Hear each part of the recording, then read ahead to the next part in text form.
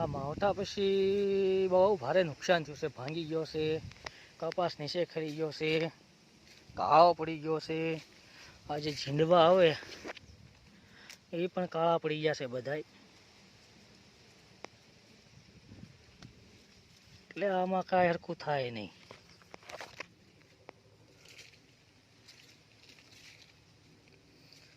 આ ભાંગી ગયો છે. બહુ જ નુકસાન છે. કપાસમાં પણ કાળો પડી ગયો.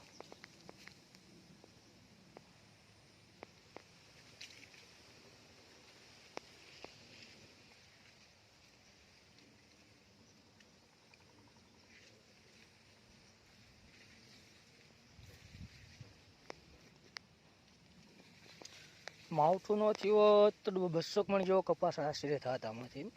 હા જો બધું કાળું પડી ગયું છે આમાં.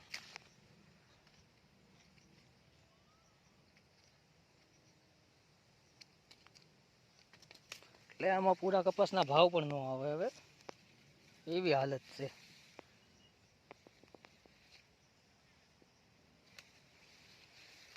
બધા ખેડૂતોની આ જ હાલત છે ભાઈ.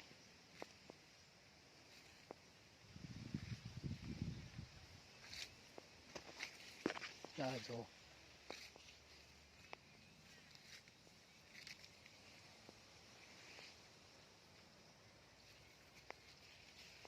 પુષ્કળ નુકસાન થયું છે એમ. કપાસ નીચે પણ ખરી ગયો છે, એ જોઈ શકો છો તમે બધા.